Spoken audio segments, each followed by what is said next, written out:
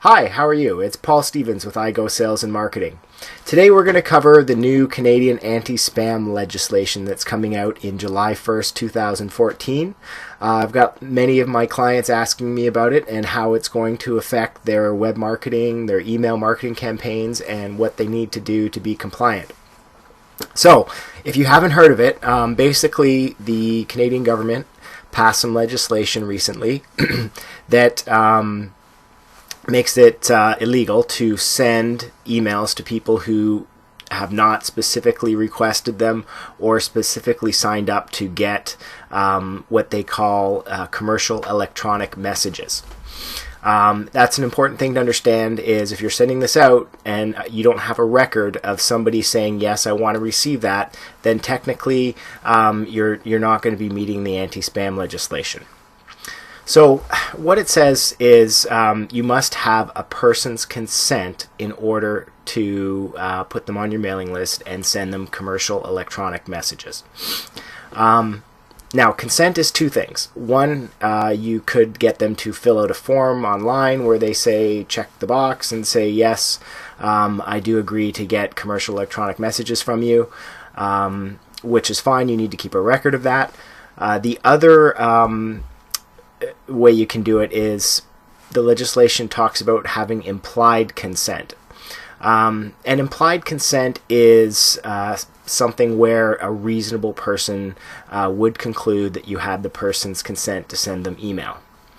So here's now where I need to put in a legal disclaimer because this is my opinion. I'm not a lawyer. I'm not giving a legal opinion here. I'm just giving my own personal opinion of what I think they mean by implied consent. So I do encourage you, if you are concerned about this, to go check with your own legal counsel. But anyway, implied consent, I would think that if somebody is on your email list for quite some time and they have, responded to emails in the past, they have seen your unsubscribe in the past and they haven't unsubscribed, I think you could reasonably conclude that there is an implied consent that they're on your list. Somebody who gave you their business card and with their email address on it, and you've since sent them email material, I think you have a personal relationship there. They gave you their card expecting you to send them something.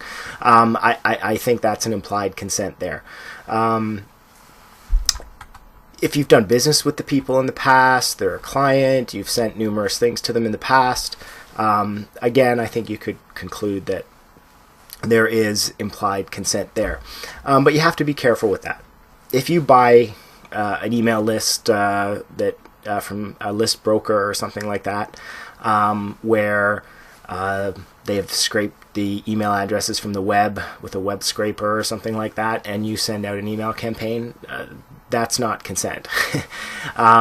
So you got to be careful with that. There are some fines with the regulation that could be up to $10 million for a business. Yes, you heard me right, $10 million for a business. So it is quite onerous, and the CRTC is the one that's going to be enforcing it.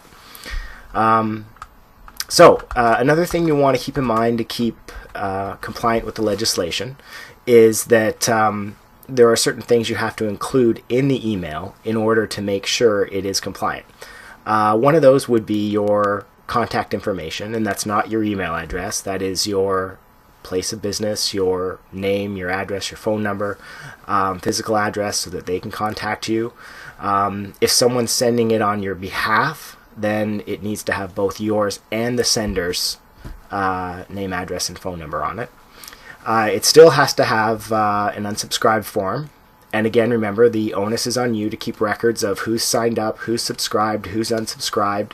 And if you're going to say that people are implied consent on your list, then you better be able to back that up and define why you think there's an implied consent there. So that's about it. Good practice between now and July 31st would be to review what emails you're sending out. Do you have the proper consent from the people that you're sending them to?